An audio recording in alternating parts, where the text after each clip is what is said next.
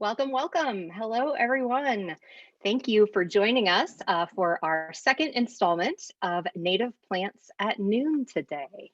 So we're going to give just a moment, let folks kind of filter in, and then we will get started shortly. So hello to all of you joining us on Zoom, as well as our friends live streaming over on Facebook.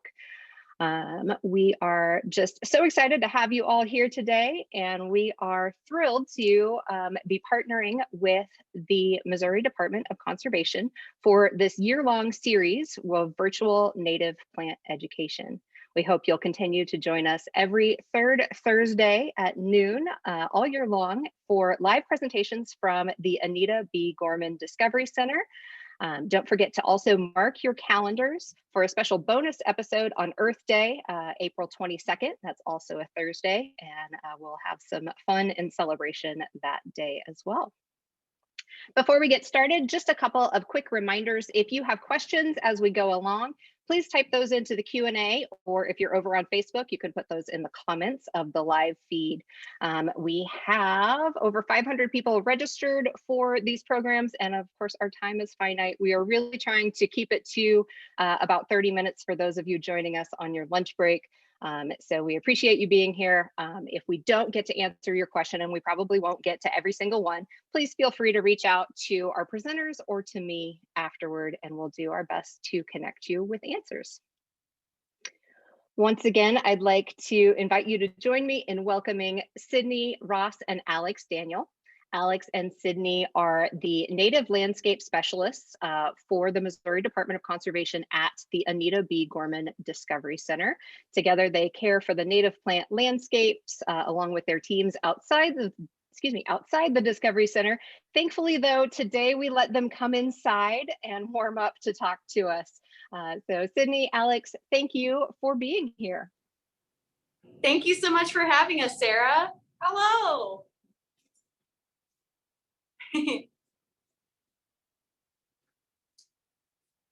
Hi, hey guys, welcome.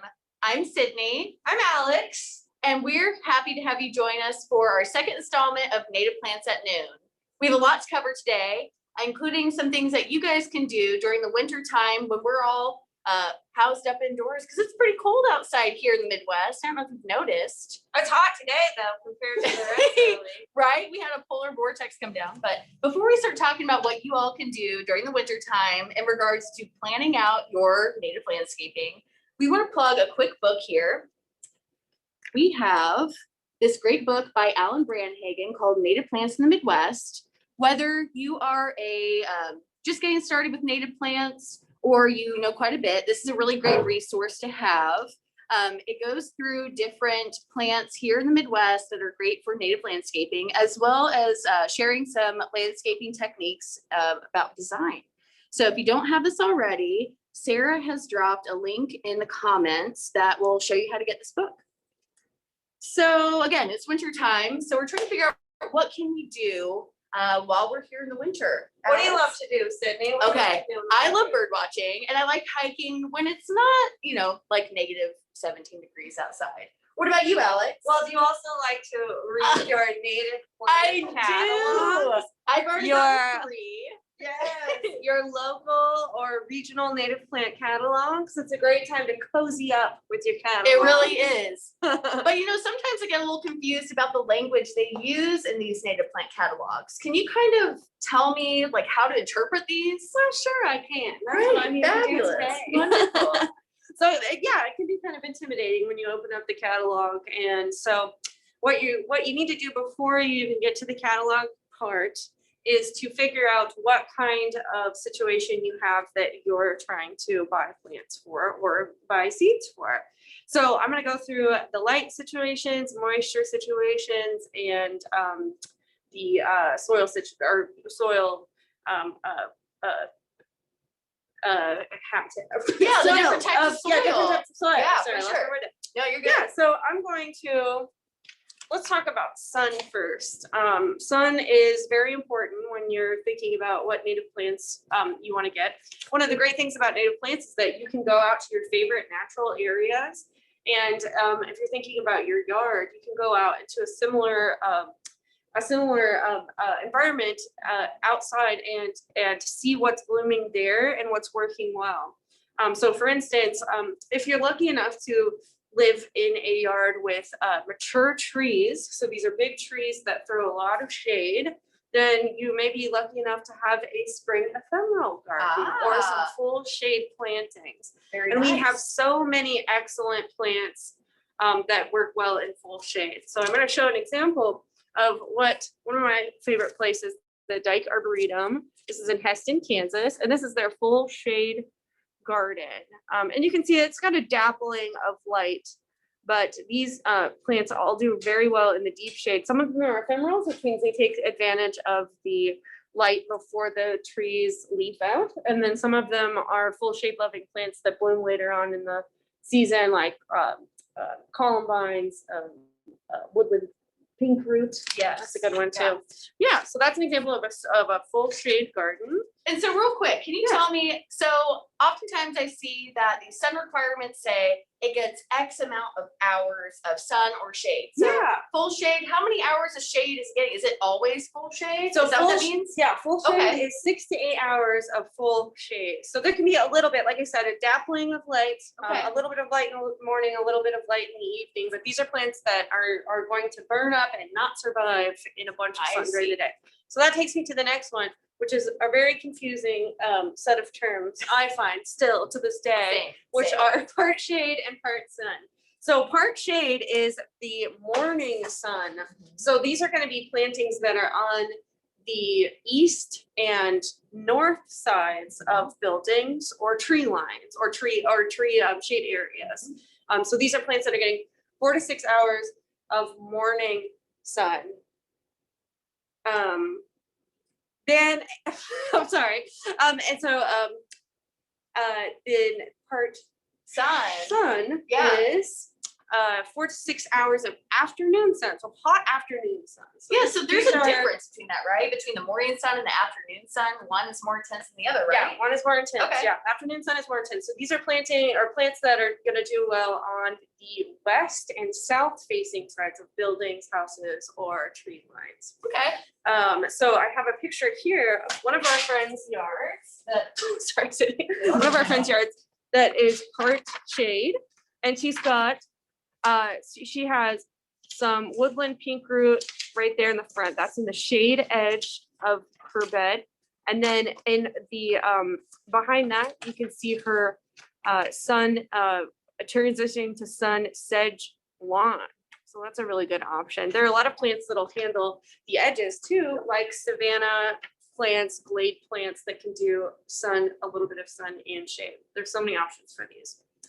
So then I'm going to tell you about full sun and what does full sun mean. Full sun is 6 to 8 hours of full direct sun. So these are going to be our prairie plants. Some of our savanna and glade plants can handle full sun as well. But mostly we're thinking dry soil, prairie plants. Here in Kansas City, we had originally we had a lowland forest and prairie here. So originally our soils and sun are more of a prairie setting. Things are pretty dry, even like at your house, right? Even if you got shade, you probably have some pretty dry soil. Unless you have, and this is a picture of sorry, I'm going to show this real quick. This is the full sun situation. I wanted to mention one more thing, which is about trees. This planting, because this could be relevant to a few participants here. This is a new house that is in desperate need of some native landscaping. But what they have there are 2 trees that will mature into larger trees. So this is something to think about too, is when you're planting, you want to think about and Cydney will talk about this a little bit too. You want to think about the age of your trees, how big your trees are going to get. So if you've got a smaller tree that's eventually going to be much bigger and throw a lot more shade, then you can plant some of these plants that can do part shade and they can transition throughout. So you don't want to plant full sun. You wouldn't necessarily want to plant full sun species right under that tree that you know is going to get too big and shade those out. That makes sense to me. Yeah. So then we're talking about full sun. I was going to show, this is one of our full sun beds, one of my favorite ones. And it's a very interesting bed. And I've chosen to talk about this one because we're going to talk about water next. But this bed, as you can see, has a lot of prairie species, full sun prairie species in it. And this is one of our bioswale beds. This is a bioswale, which is a swamp in our parking lot that collects rainwater and draws it down instead of sending it out into Brush Creek and down the way. So this draws down water and keeps it here at the Discovery Center. And so this bed is a little bit wetter than we would normally see for a prairie bed, but these species are doing just fine in here. So they're very adaptable. And so then we're going to talk about, so this is full sun, obviously, and our bioswales, I love showing our bioswales to people who are trying to plant specifically like hill strips or places in their yard where they're getting full sun, but they're having a bit of water erosion situations. And one of the things you can do when we have weather events like the one we have today, it's going to be 50 degrees. Is that right? I know. Monday and Tuesday, 50 degrees in Kansas City. Yes. Outside. We're going back. Yeah, we I'm going mushroom hunting. It's going to be, so the snow's all going to be melting. So this is a great time to get out in your yard and kind of see like where that water is moving. How is it moving? Are there places that are eroding more than others? Is there standing water? Here's a picture of, this is at the Discovery Center. This is from a rain about a month ago, I think. And it was, one of those big rains we had. And you can see that there's some pooling going on there. This is an area that we have had trouble. It's more of a maintenance area, less of a public area, but we've had trouble establishing turf grass there. This would be a candidate, a really good spot for a rain garden situation because you can see how the pooling is happening. Clearly the turf grass isn't handling that kind of wet stuff. So, why put turf grass when it's not happy? Plant native plants. These plants are used to our climate. They're used to these different soil and sun requirements. And that's the last thing I'm going to talk about is soil. So a lot of soil in Kansas City area and urban areas has been scraped, degraded, past to the point of being like the original awesome prairie soil that it was. But native plants are so great with bad soil. They don't like a lot of nice treatment. They don't need a lot of fertilizer. They don't need a lot of water. So they're going to help to amend your soil over time. So I'm going to pass it on to Cydney now to talk about landscape design. Now that you have all the information about Alix, yes. Before you do that, you mentioned a couple of things that folks had some quick questions about. Do you mind real quick explaining what you mean by ephemerals? Oh, yes. Okay. So spring ephemerals, they're one of my favorite plants groups. So they are the plants that come out before the trees leaf out. So they're going to start in like late March, April, and they're using up all the light that's available before the trees cover that area in shade. So these are plants, ephemeral means short-lived, fleeting. Right? Fleeting, yeah. So these are plants that then die back and fade out after that sunlight is gone. So they'll do their whole process before the leaves fully come out. So these are examples are bluebells, mayaples, trout lilies, spring beauty. There's a ton of them. Yeah, there's a ton of. They're great. Get out to your natural areas, your wooded natural areas. Come visit us. We have a great spring ephemeral bed here at the Discovery Center. Wild ginger. Yes. Yeah, and so as Alex is saying, when those plants die back, they go dormant. So they do come back to next year. They're great for shade beds. Do we have another question, Sarah, before we jump into landscape design? The other question was just if you have recommendations for dry shade. Ooh, dry shade. Well, dry shade. Yeah. So I would say all of our ephemeral beds are dry shade. Mm-hmm. Yeah. So we have bluebell, like I said, bluebells, selenite poppy, phlox. What else is in that? Bellwort. That was another good one. Ginger. All of those are dry, full shade species. Absolutely. Okay, so now that you have the information about your yard, you've taken the time to observe what kind of light, what kind of trees you have in your yard, and maybe the moisture that you've got going on. Now's the time to dig in and do some research. This is my favorite part. Hi, I'm a little bit of a nerd. I'm also an artist. So what I like to do is I like to make spreadsheets. Do you like to make spreadsheets? You probably don't, but I do. So here's what I do. I take the information that Alix talked about here at the bottom, and just so I have it on hand, because I'm about to design my landscape. And then at the top, you see it's a spreadsheet that shows the different colors of these plants throughout the entire year. And this is really important because I want to make sure I have something of interest, something of bloom or in bloom throughout the entire year. You know, you wouldn't want to plant a bunch of things that bloom in April and then have nothing else the rest of the year, right? It happens. So this is a great way to organize that information so you know you've got the right plant in the right place. So here's that. And once you have that information, then I like to, again, I'm a visual person. I like to say, okay, so for example, I'm designing a woodland landscape design. So now I take some photos of the plants I have in mind, and I make a collage or a mood board, depending on, you know, how Pinteresty you are. And I'm just making sure that all these plants look good together. Doesn't that look nice? So this is a variety of woodland species that can handle full shade to part sun. And I'm just looking to see, okay, does this make sense? I know that these are blooming throughout different times of year, so I've got that covered. I know how tall they get. I know how much space they need. And yeah, I think these look great together. So then I go and I make a really rough sketch of kind of like the layout that I'm thinking of. So this is actually a really rough sketch from Primrose Prairie, this prairie I'm designing here at the Discovery Center that we'll be planting this spring. Again, it's very rough. I'm just getting a sense of what colors, what plants I want next to each other. I have a legend here at the bottom. And this just gives me a sense of where I'm going to put everything. And then, Cydney, is it true that the tall plants go in the back? It is true. Okay. Yeah, so there's actually a way I like to think about this. I took this tip from Claudia West. She has a really great book out there, Planting in a Post-Wild World. You think about it in 3 layers. You have the structural plants, which are the tall, woody trees, shrubs, small trees, things like that. Then you have the middle layer, which is the flowers that are in bloom, or the grasses or sedges, right? So structural, seasonal, and then you've got ground cover, things that fill in the gaps. So that's what I took into consideration as I made this little sketch. And then you get more specific because, guys, you need to know how much space you've got. You got to take measurements. You got to know where the sun's coming in. And then you can do something like this. So here's an in progress image of Primrose Prairie.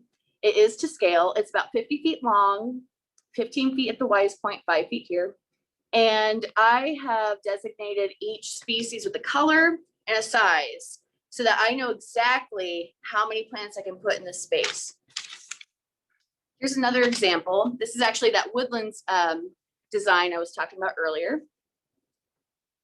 So I created this in Illustrator, which is really great. You know, I do love the hand-drawn landscape designs, but it's so much easier to do it digitally because you can move things around, you can try different things, and you're not erasing a bunch of things or starting over.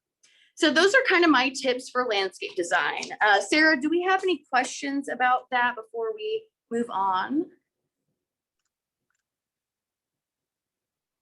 The number one question is, will you please be willing to share that spreadsheet? Yes, I could definitely do that. I will say, if you were to create your own spreadsheet, the way I've done it is I reference places like Missouri Botanical or other local and regional nurseries to see what those specs are. So they do vary. So my spreadsheet is, I mean, none of it is perfect, but it is more like a guide. So I would be happy to share it with you. But again, I think it's really important to do your research, especially for your own space. So any other questions? Yeah, so we have some, just another quick reminder, if you will put questions in the Q&A, it is a little bit easier for us to kind of keep track of them. We have quite a few popping up in the chat here, but one of those is there a rule for the number of species you should include in a specific bed? No, I think what's more important is the variety and diversity of species, because biodiversity is really crucial for your local wildlife. That includes birds, insects, mammals. I think that's more important than having a specific amount of species, but also pay attention to the 3 different levels, like structural, seasonal interest, and ground cover. Can I just say, yes, Yeah. can I just say, we personally do not follow spacing guides, or I don't. Okay, I do, I do a little bit more. We're But, two different kinds of gardeners. I'm a plopper and she's a planner. yeah, I'm very much a planner. I'm throwing things in, but I will just make a plug for how native plants are in the wild is they're all crowded together. They're None very of them have crowded. any space. Yeah. And that's something to consider in your design is what kind of structural plants or what kind of support plants do you have for your big tall forbs that might be a Right. little floppy in the first few years? So for example, if you're planting a bunch of, let's say, like liatris, Yes. liatris or coneflower, you need some like taller grasses or other structural plants to hold it up. So think about that. Also, if you, like Alex is saying, plant them tighter, you're gonna have less weeds. So when I'm looking at the space requirements for plants, I'm actually taking the smallest value. So it'll have a range, like let's say it's 8 to 10 inches. I do the 8 inches and I really fill it in. That way, if plants die off, which happens, or, weeds try to come up, there's less issues there. So that's how we would handle that. That's a good question. That is a great They question. like to be crowded in most They cases. do. They're a community. Think about it. They all Yeah. support each other. They all have these interactions. It's really important. So, okay, so we're gonna move on and talk about growing things from seed.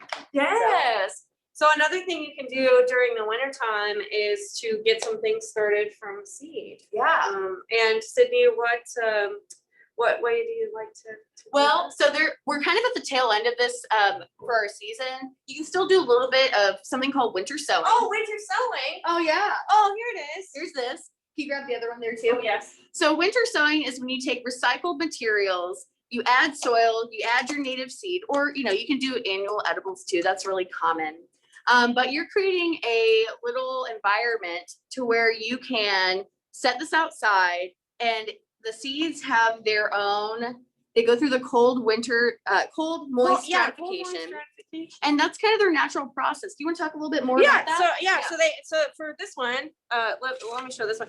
This one, so we cut the top off of this with a hinge and taped it back on. It's got the natural hole up here. This is why bottles like this are great. We poke some more holes in the bottom, fill it with soil, throw the seeds on, sprinkle a little bit more soil, keep it wet.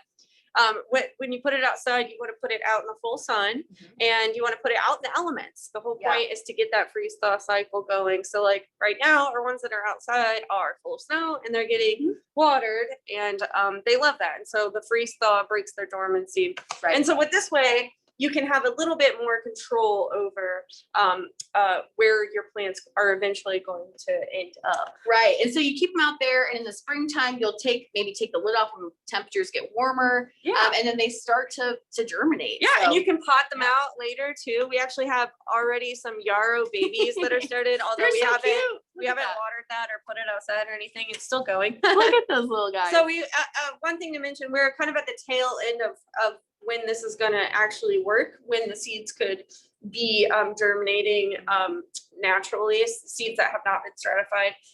So this would be a good project for if you wanted to use seeds now, use something that's a little bit faster growing, like yarrow, like coreopsis, like purple coneflower, stuff like that. Stuff that's not going to take a long time to germinate. So what are other ways that we can grow seeds during the winter time? Well, we have our greenhouse.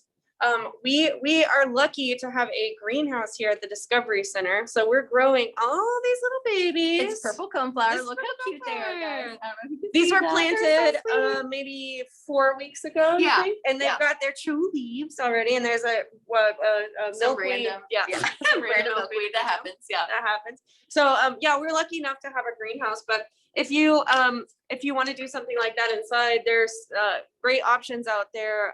This is Costco sells these racks with the covers. Home Depot too. Yeah, Home Depot, lots of sources for this. You can have grow lights, or you can use your own.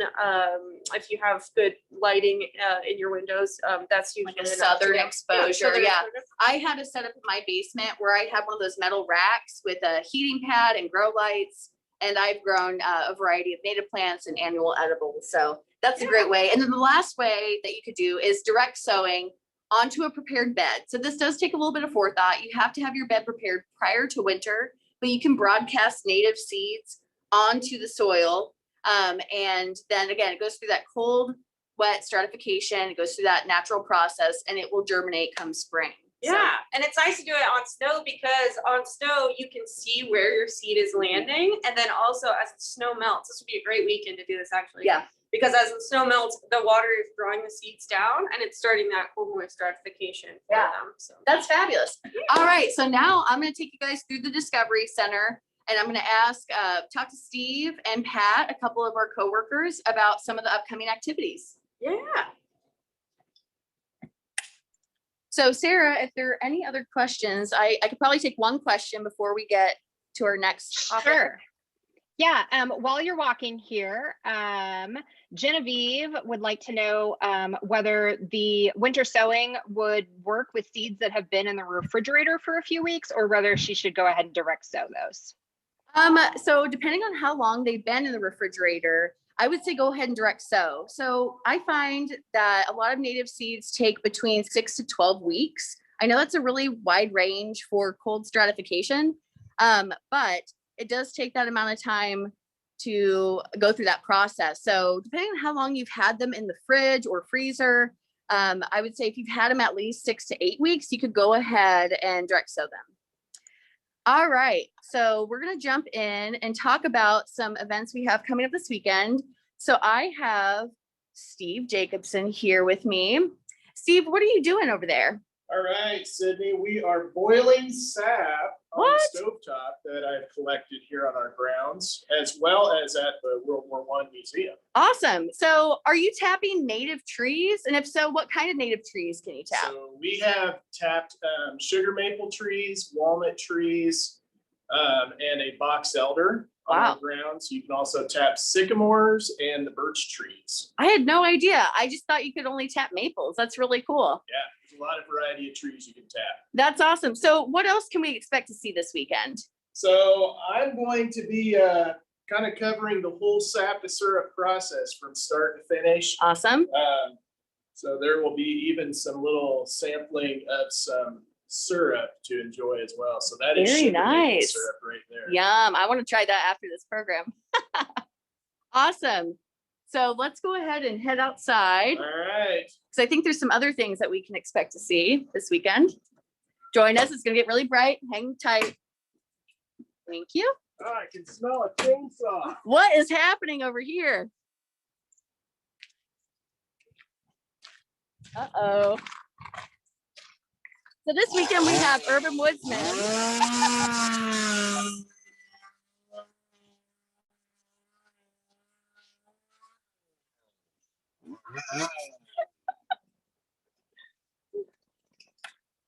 Awesome.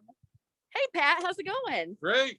So can you tell us a little bit more what we can expect this weekend here at the Discovery Center for Urban Woodsmen? You urban woods person. Yeah, thank you. Thanks, Pat. Well, it's going to be a lot of fun. It's all about wood and winter. We're going to have a lumberjack camp set up, and you're going to learn how to stack wood, how to chop wood, how to get a campfire started in the middle of winter, and most importantly, how to split wood.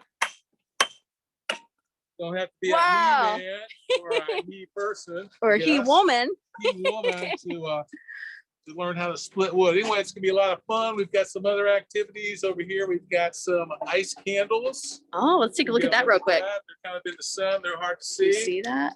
And then over here on this side, we got what we call the Canadian candle. Oh, there's a lot of activities happening. Yeah, so be sure to sign up, and we'll see you this Saturday. That sounds great. Now, Pat, I've got one more question for you. What's that? Is it true you went camping the other day when it was like -17 outside? No, it wasn't quite that cold. It was minus 16. Okay, how was it? It was cold. All right, thanks, Pat. It was a lot of fun. Good deal. Thanks. Thanks, Pat. All right, guys. Now, if you have any other questions, Alex and I are going to get set back up here in the classroom, and we'd love to answer them for you. So just one moment.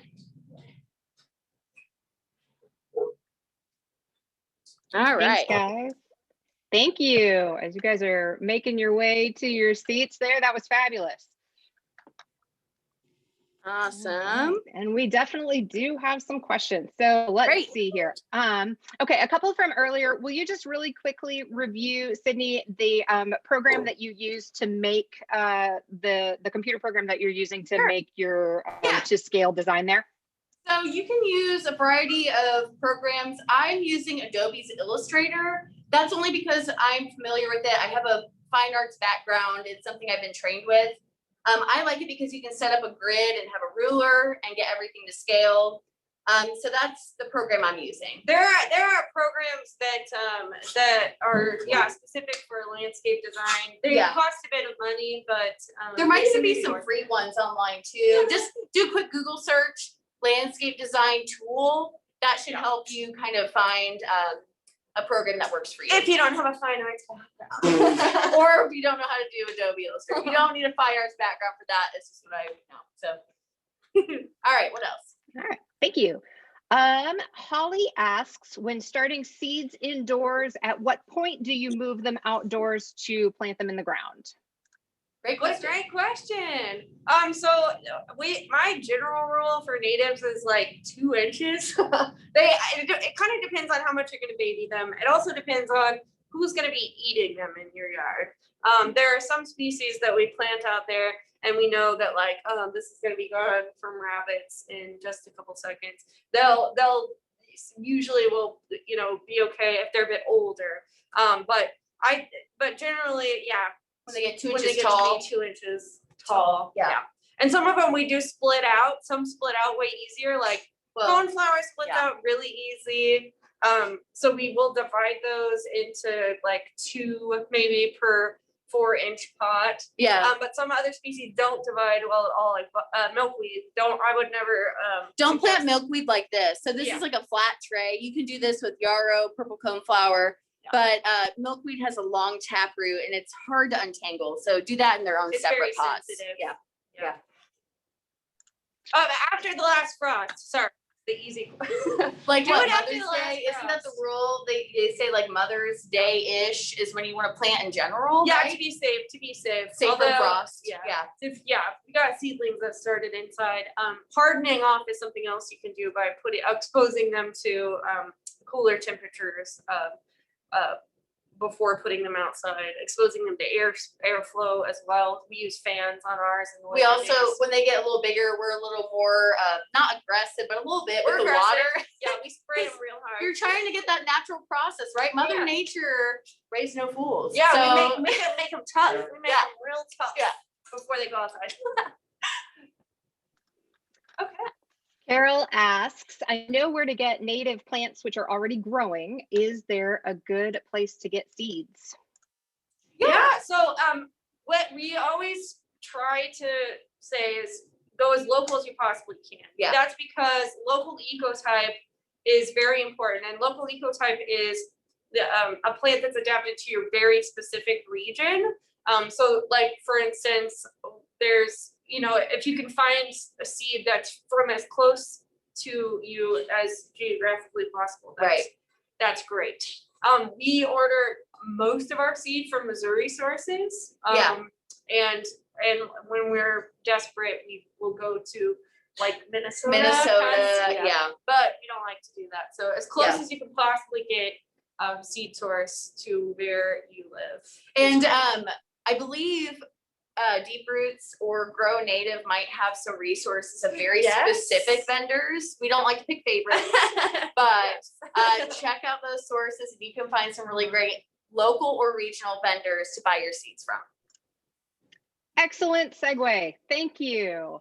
Yes, so if you visit deeproots.org and at the top of the page, click on Find Plants, You can find sources for both those plants that are already growing, as well as some seed sources, as well as, and this will answer Lydia's question, who wants to know about plant sales this year. We will also have a list of all of the Kansas City area plant sales. Deep Roots is hosting one on April 10th in Prairie Village, so watch out for that. But of course, that is not the only one going on this spring, and we will have a handy dandy list with all of those available on our website shortly. So thank you for answering or asking that, Lydia, and thank you for getting us there, Cydney and Alix.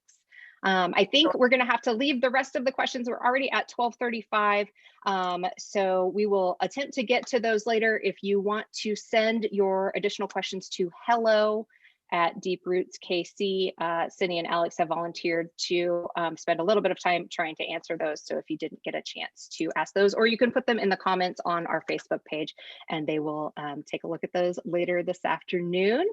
Have just a couple of quick things to share with you. A lot of folks have been asking how they can get signed up for the Urban Woods Person program at the Discovery Center, as well as the First Friday landscape chats. So the web address on your screen here will link to all of the events at the Anita B. Gorman Discovery Center, including this weekend's Urban Woodsman. It is a registration required event. It is live outdoors, but due to the need to keep the registration within safe limits, you do need to sign up in advance.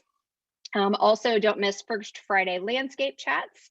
Bundle up and bring your mask. Alix and Cydney will walk around the Discovery Center. You can have your own private native plants at noon session and have some fun time with them. So again, that's registration required. So make sure you sign up for that at this website.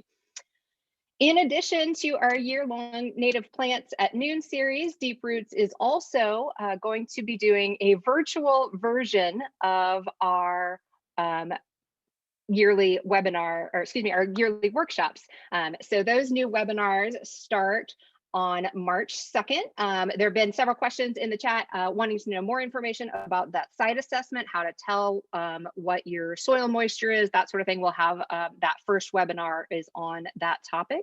We also have one on native ground covers. So if you're looking for ground covers to fill in between plants or replace your turf lawn, please join us for that. Alix and Cydney are just doing their very best to distract me here with their crazy dancing in the corner of my screen. So while you are on, excuse me, to sign up for our webinars, visit deeproots.org, find events at the top of the page, and you will be set to rock and roll. That is a one registration for the full series, and those will run March through May on every other Tuesday evening. So if our noon sessions aren't a good fit for you, we hope to see you there. While you are on our website, we'd be deeply grateful if you would consider making a donation to help us continue providing free native plant education. You'll find that option in the top right corner of your screen. And that is all for today. We're going to dance on out of here, and we hope to see you for our next one on March 18th at noon. Take care, everybody. Be safe.